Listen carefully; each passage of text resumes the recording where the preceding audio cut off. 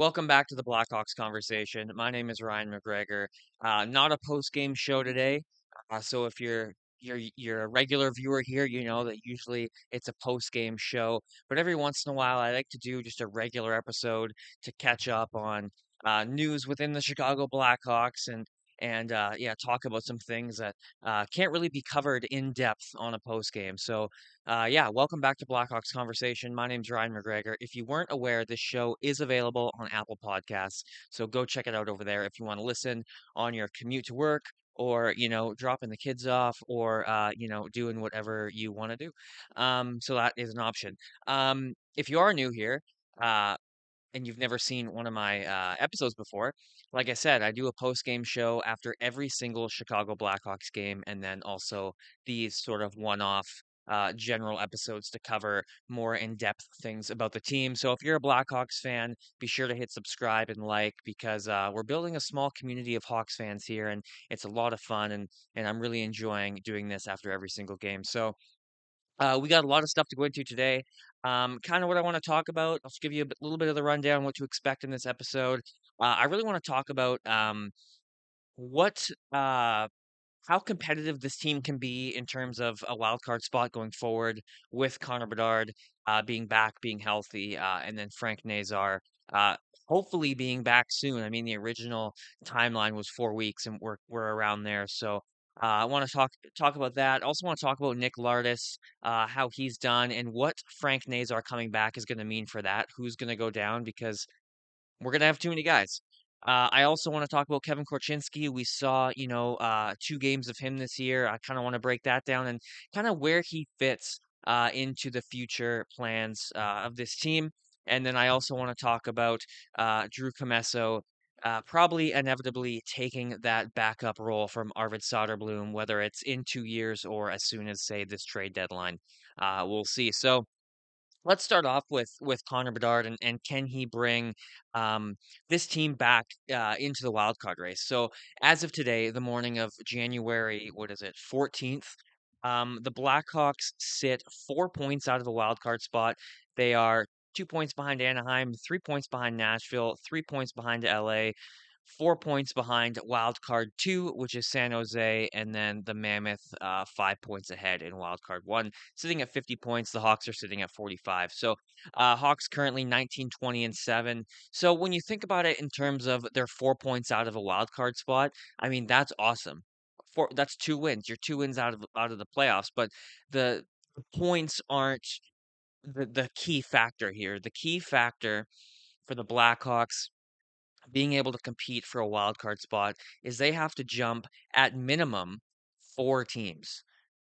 They'd have to jump Anaheim, Nashville, LA, and San Jose just to take wild card two and to be comfortably in wild card one. Obviously, you would have to jump about 5 teams. And you also have St. Louis, you know, on your tail, only a point behind. And, I don't expect St. Louis to be too competitive going forward, but you never know, especially this year, and especially in the wild card race in the West. Um, even though that's nothing compared to the wild card race in the East. So if they're gonna do it, yeah, it's what it comes down to is how many teams can they jump? How many teams ahead of them can they outperform? The Hawks could play a great stretch of hockey between now and the end of the season. But if Anaheim and LA and San Jose, if they all play really good hockey as well, the Hawks aren't going to make the playoffs, even though they've played really well. They could finish above 500 and they still won't make the playoffs. It all depends how the teams in front of them also play.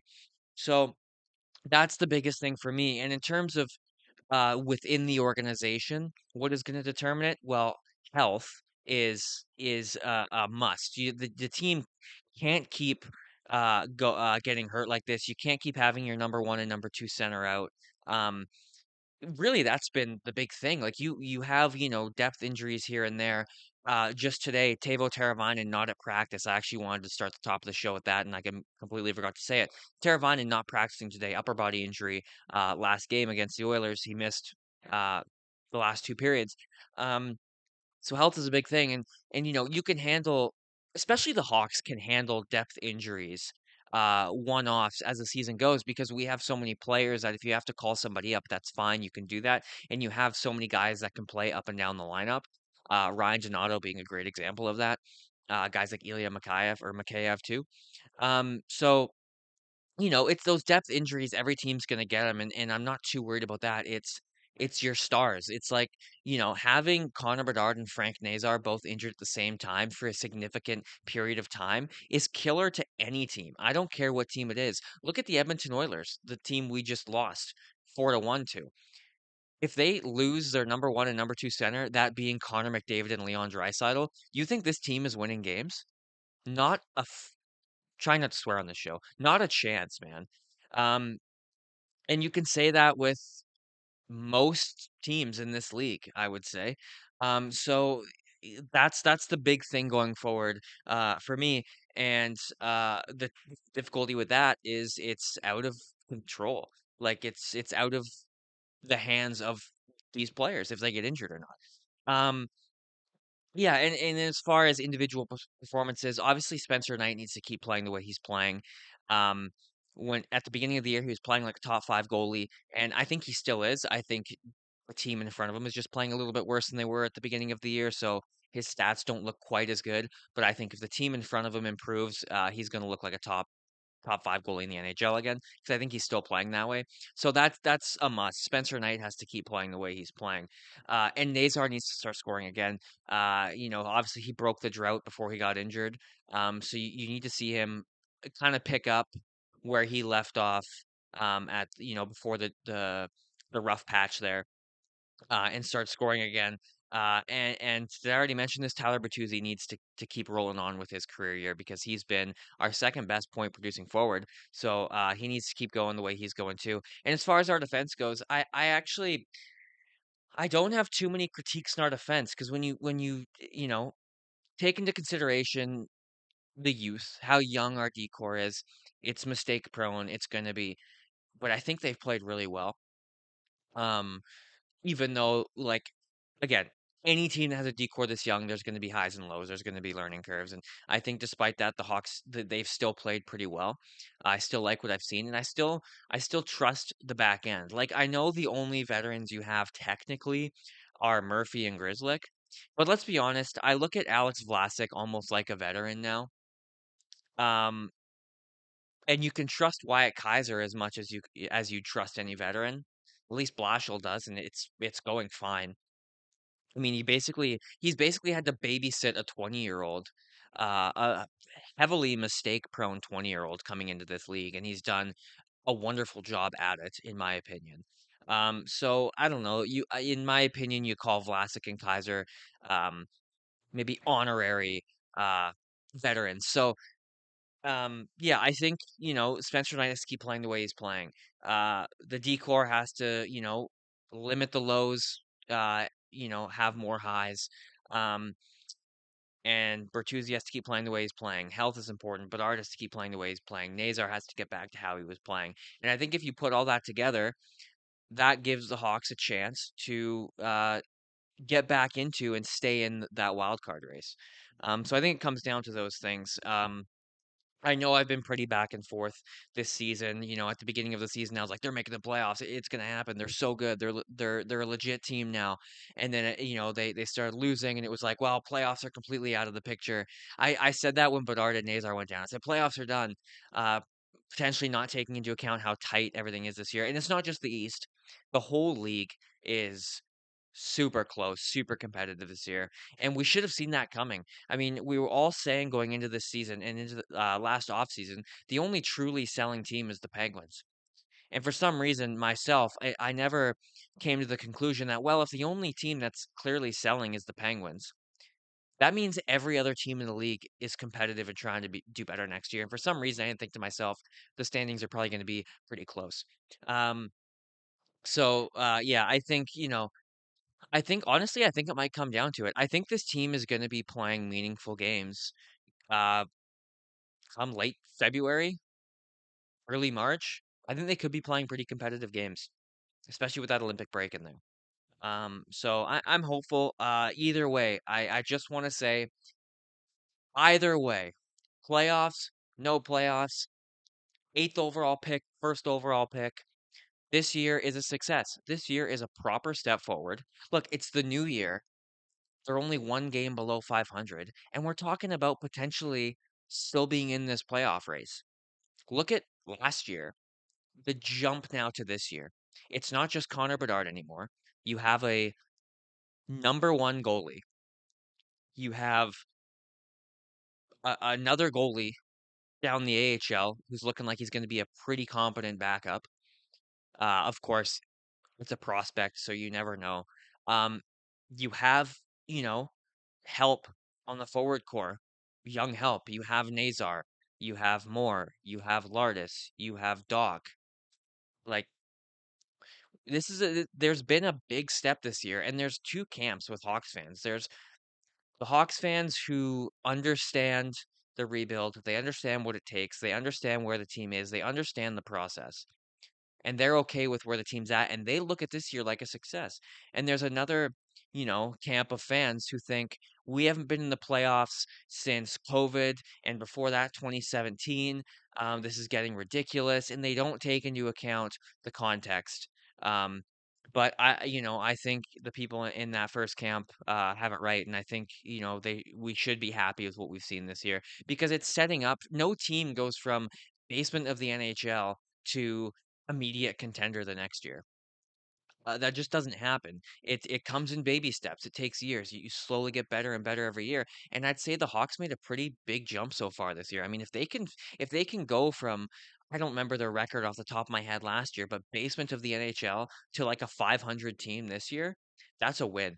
Imagine the step next year. If they take a step from bottom of the NHL to 500 team this year, imagine the step from this year to next year. When you add guys like Frondell, Kansterov, everyone's a year older, everyone has another year of experience. I'm optimistic. The Hawks are in a good spot. I haven't wavered. I'm a fan of the Kyle Davidson plan. Let's keep it going. This year has been a success, playoffs or not. I'm gonna say it. So, um, let's get into Nick Lardis. Um, man, he's found money. Hey, Nick Lardis, third round pick. In 2023. That guy's found money. He's played 15 games this year since his call up.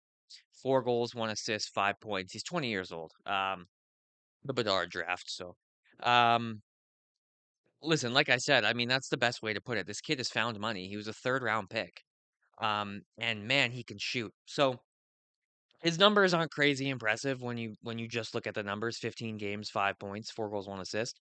Um, But his shot, you can as he starts to play here, he's 15 games in.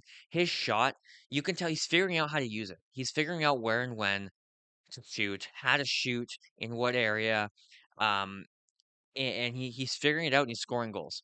So you got a third round pick, not a lot of high expectation, coming off of 71 goals in the CHL last year, figuring out how to use his shot in the NHL. He's also putting together, he's got some playmaking skills. Um, but you combine a really good shot with some playmaking skills and some speed, um, I think he's got more upside than people think. I think he's at the very least a middle six scorer. Um, Potentially he could be a guy that, plays on a top line throughout his career, plays with some elite talent. He could be that kind of guy. Um, and he's small but physical. I say small, he's 6 foot. So, you know, height-wise, he's not small. He's 6 foot, but he's a small frame. He's a small guy. I don't have his weight in front of me, but he's got a small frame. He's a small guy. He doesn't have the most muscle on him, but he's physical. He's one of the guys I noticed night in, night out who's using the body. He uses his body a lot, and that for me that was a surprise. I didn't know that was in Nick Lardis's game. So to me, that was a really nice surprise. Of course, the only critique is you got to work on that two-way game. But he's still 20. He's only 15 games into the NHL. Um, and he's figuring things out fast. He's becoming more than a one-dimensional player, and that to me was the big thing. Like coming into the NHL, one is his shot going to translate, and two is he just going to be, a one-dimensional player who, doesn't really do much. Like Lucas Reichel, he was fast, that was it. Like, and then you become almost useless, and you get traded away, and then you end up in the AHL. Um, so I think Nick Lardis has the potential, and he's showing that he is going to exceed expectations. Which you combine that with the amount of other top tier prospects in this organization. I mean, found money, that's just a bonus. So So what happens when Nazar comes back and you have to send somebody down? Well, you have Lafferty who doesn't play, and then the only two guys on the roster that I could justify would be Doc and Slaggert. And I would lean towards Slaggert. And, the one reason for that I would choose to keep Doc over Slaggert would be Doc plays a specific role that's needed. He's a physical presence. He's, closest thing we have to a grinder. He'll fight. He also seems like he's a good guy to have around the locker room. So for that reason, I would give Doc the edge, and I would want to keep Doc, and I would want to send a guy like Slaggert down. But I fully think that you can't send Nick Lardis down. Um, well, I shouldn't say you can't. Like, it's hard to separate logical thinking from I don't want to see Nick Lardis get sent down. But in my opinion, like he's made a really good case for him to stay up here. Um, and again, it wouldn't be the end of the world if he got sent down. Like his development is still going to continue. If he gets sent down, he'll go down there and he'll tear it up in the AHL. All the get his confidence high, all that stuff. Like that'll happen, but his development will continue because there's still things in his game, that two-way game, that he can learn in the AHL. So I don't think it's the end of the world if he does get sent back down. Um, there's no rush to get him in the NHL.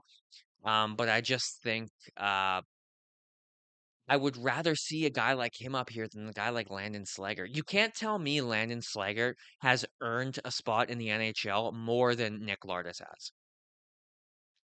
If Nick Lardis gets sent down and Slaggert stays, it's because of roles. It's because okay, we want a guy who does this in the lineup more than we need a guy who scores.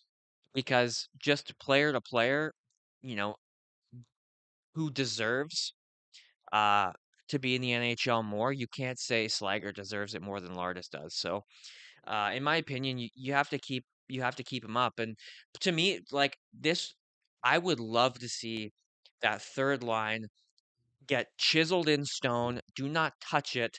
Terravine and more Lardis. I want that line. I want that line to stay. Rest of the year, let's play it out.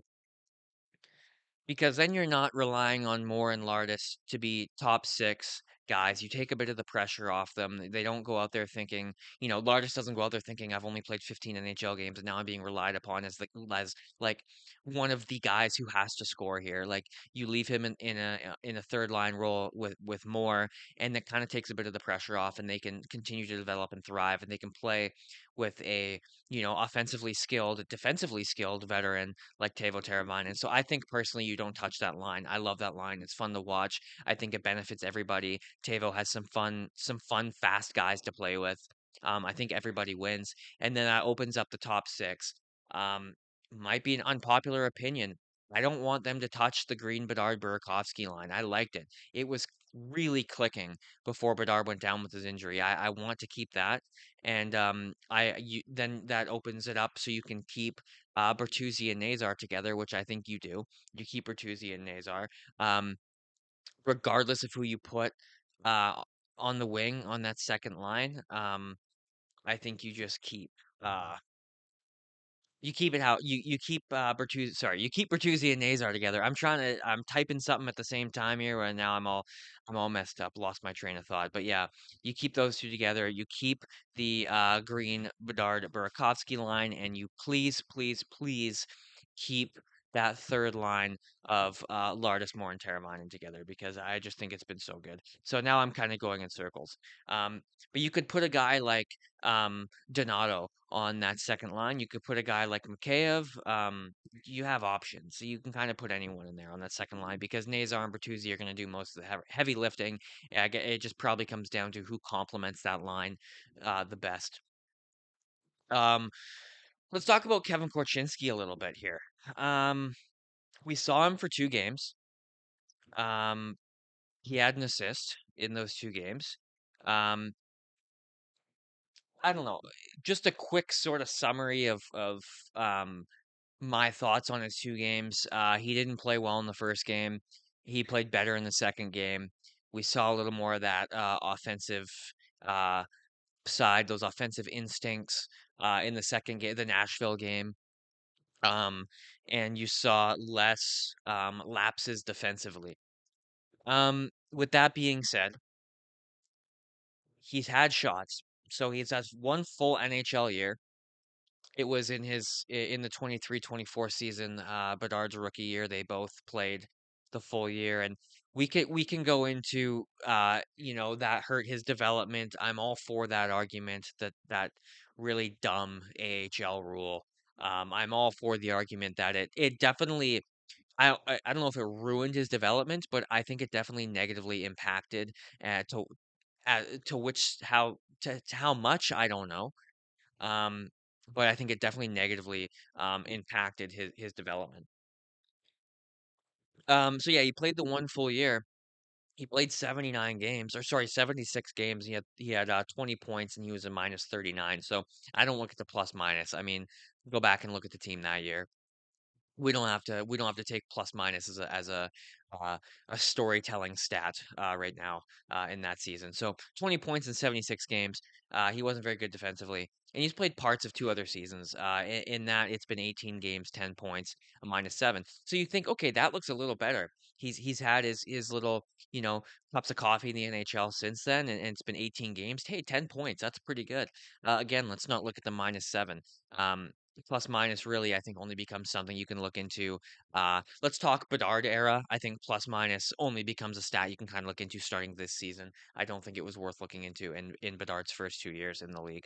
Um, and yeah, so he's played the two games this year. He was a little underwhelming, not terrible, small flashes of offensive upside, nothing special. And I think it's just time. Like, I'm not saying trade him now, but it's time that we have to start having the conversation about Kevin Korchinski and if his future is here in Chicago. I mean, let's just look at his competition. He's a left shot defenseman. Um, so let's look at who we have on the left side. You have Alex Vlasic. He's a lock. He's not going anywhere. You have Wyatt Kaiser. He's a lock. He's not going anywhere. And then you have Matt Grzelcyk. Okay, you have Matt Grzelcyk 1 year left. He's a veteran. There's talk of him going at the deadline. If not, he probably doesn't get re-signed. If he does, it's only because they want to have just one veteran on the back end going into next season. So those are your three roster guys. And then in the AHL, you have Korchinski and you also have Ethan Del Mastro. And in my opinion, and seemingly everybody's opinion, Del Mastro makes more sense. So I don't think we get into unless somebody goes crazy and exceeds expectations like we never expected. Vlasic and Kaiser are your staple 1-2, bang bang, left side, 1-2, Vlasic Kaiser. That's not going anywhere. In my opinion, that's not going anywhere. Um, so it's a battle for that third spot. Korchinski versus Del Mastro. Um, and I think a lot of other people agree. I think Del Mastro is just a better fit. I personally am not a fan of having one-dimensional offensive defensemen on your third pairing. I'm just not a fan of that. I never have been. I don't know why. I don't really care how the pairings are built. I'm just not a fan. I don't like it. With that being said, Kyle Davidson doesn't give a shit what I think, so he might do it anyway. But I just think Del Mastro fits that spot so much better. Um, because when you look at the right side, um, you can't really justify splitting up Vlasic and Crevier. So you think Crevier, at least for the next couple seasons, is going to stay on that first pairing right side.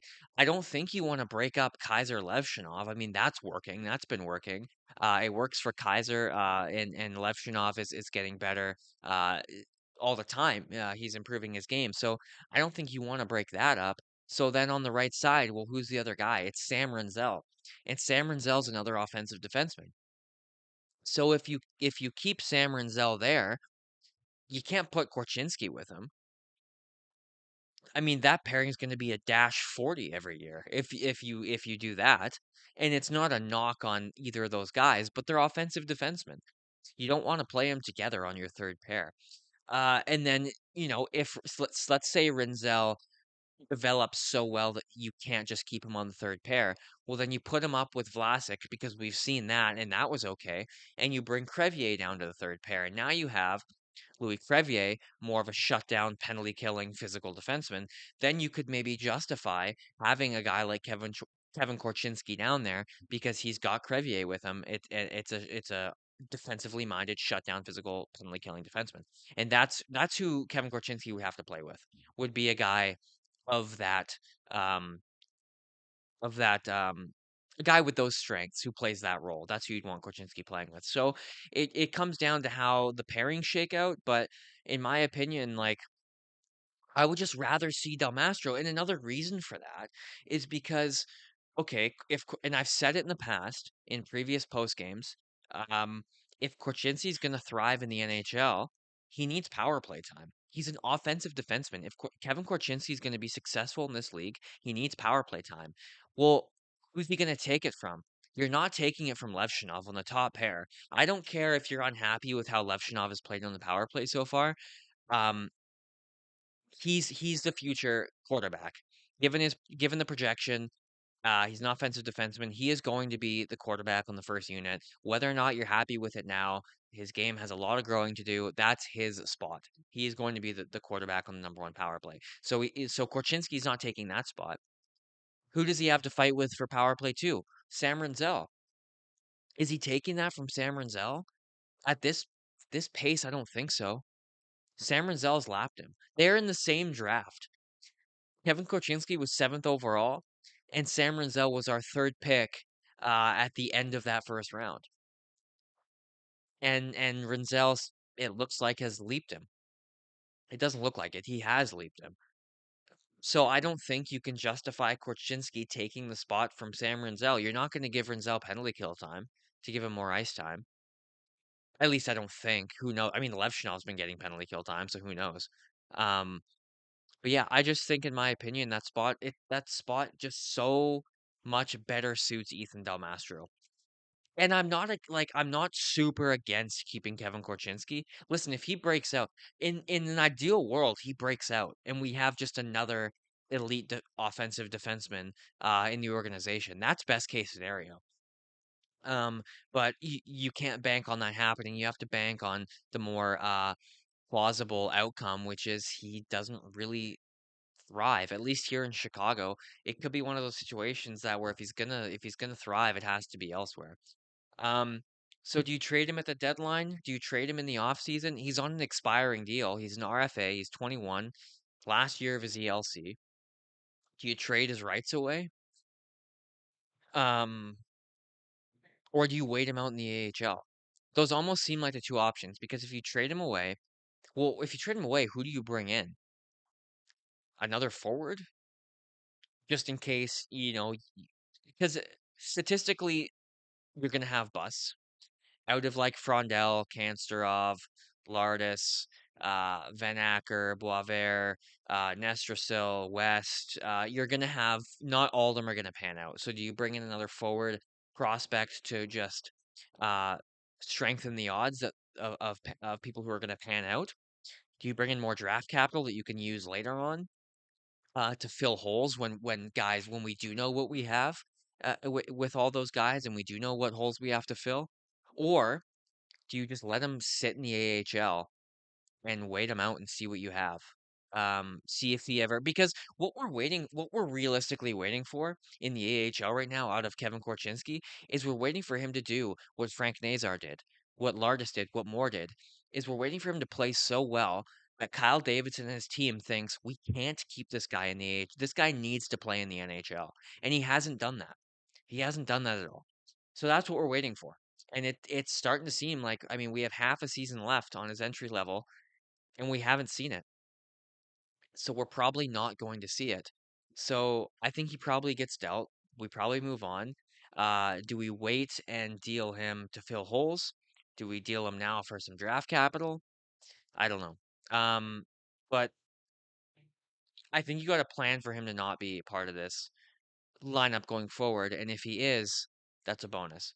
You plan for the worst, prepare for the worst, hope for the best, right? So to me, yeah, to me, I like I don't I move on from him. I hate to say it. As of right now, I move on from him. But it's also just so hard because he's 21 years old. He's so young. He's 21. I don't know, like, I'm so torn with Korchinski, man. I don't know. Like, on one hand, I'm like, yeah, trade him. But on the other hand, I'm like, that's stupid. He's 21 years old. So I don't know. That's to me, that's the biggest question mark. Where, and because on everything else, I have an opinion of like, no, I think the Hawks should do this.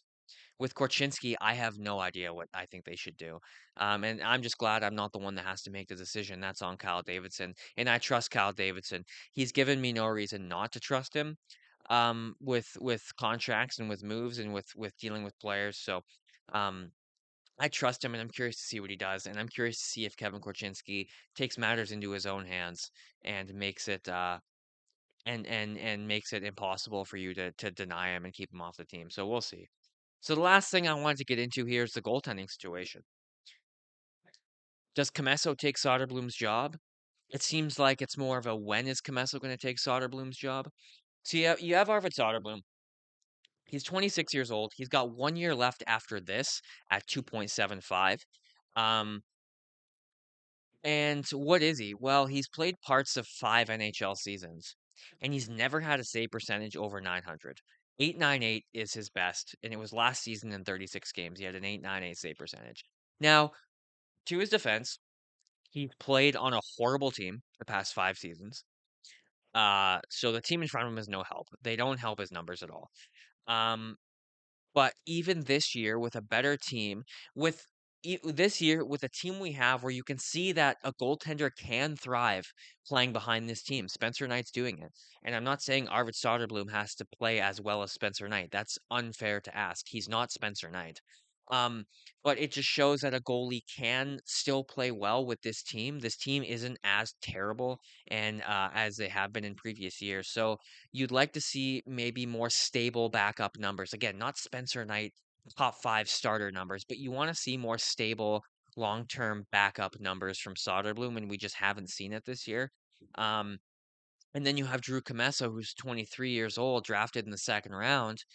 Um, uh, the big thing for me, so I'll just his numbers quickly. 2 seasons in the AHL, he had a 907 and then a 909 in the next one.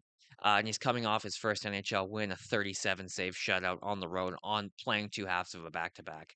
Um, and the big thing for me, this is here. It's a when, not an if, at this point, in my opinion, of when Comesso is going to be our backup. Because this is the big thing for me. Before we got Spencer Knight, before that trade happened, when we looked at our goaltending, it was Comesso's our future starter. Comesso's the guy we're banking on, who's going to be the future starter of this team. So now that we have Knight, well, that that expectation doesn't completely go away. It changes it in terms of like if he does become a number one, he's got competition, but it doesn't change the expectations we have in his game. And I think at this point now, your expectation can be we just need him to be a solid backup, and I think he can do that. Um, So to me, again, you have a goalie that before you got Spencer Knight, he was the guy who was supposed to be the future between the pipes. Now you have Spencer Knight. Now you just need him to be a good backup. I think that's more than possible. So I think, you know, do they wait out Soderblom's contract? Do they let him play next year? Do they keep him for next year and think, okay, now it's just all about when is Comesso going to be ready? Once he's ready, say it's halfway through next season, Soderblom you get sent down or traded, Comesso you come up, or do they dump him this offseason because teams need goaltending? Do they dump him this trade deadline maybe? Teams need goaltending and bring up Drew Comesso. I'd be okay with it. Like to me, I have no emotional attachment to Arvid Soderblom. I like Arvid Soderblom. I don't dislike the guy, as a person or a player, but he's not part of the future here. I think we have a replacement who is almost ready to go in Comesso, who is going to be part of the future, or at least could be part of the future, and it would be in the plan for him to be part of the future. Um, if they let Soderblom go at the deadline, I think they could get a decent return for him. Not amazing, but teams need goaltending. I think a GM could get desperate and take a shot. So if you get rid of him at this deadline, I'm happy with it. You bring Comesso up. Um, if you get rid of him in the offseason, that's fine too. But also if you let him play next year, and again, you just leave it in Comesso's hands of, when you're ready, you'll come up, he'll go down or get traded. I'm also fine with that. So I'm not dead set on a path here with Comesso and Soderblom, but I am pretty dead set on it's only a matter of time here before Comesso takes over. And another potential scenario, say the trade deadline comes and the Hawks are, say they went on a bit of a tear and they're within 2 points. They're right in that fight for the wild card.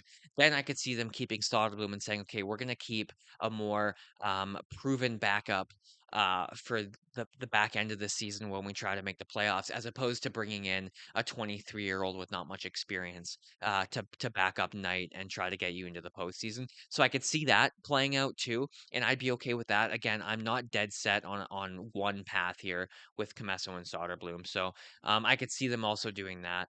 Um, yeah, there's a lot of fun stuff happening with this team right now. It's really exciting. Bedard, we haven't heard yet if Bedard is going to be back um, uh, for Thursday. I don't know yet. I would think so. Because it was just the flu. I don't know. Hopefully, I guess you can't guarantee it. I mean, the flu could last a week. I mean, we really just have no idea. Um, So yeah, they're in Calgary on Thursday. That's a game you got to win. Hey, we're still in this fight. I said it earlier. Now you're playing the Calgary Flames. That's a game you got to win. So I'm looking forward to it. If you're new here, like I said, I post an in-depth analysis post-game show after every single Chicago Blackhawks game. So expect to see one on Thursday after the Flames game. I also go live on TikTok actually before every game for about 15 minutes, and I also am live in the first and second intermission. So if you want to catch me live and chat with me live about the game we're seeing at the time, definitely hop over there and check that out 'cause it's a lot of fun. Just kind of summarize the periods, talk about expectations going into the game.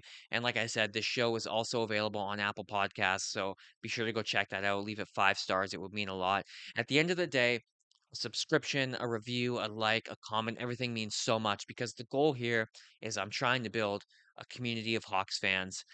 So far, it's been going well. We have a few uh, um, regular listeners, which is awesome. I'm also really active over on Twitter, good community over there, lots of Hawks fans. It's a lot of fun. So that is it from me in this episode of Blackhawks Conversation. Can't wait for the game tomorrow night in Calgary. I'll see you during the post game. Make sure to subscribe so you don't miss it, and I'll catch you Thursday after the game.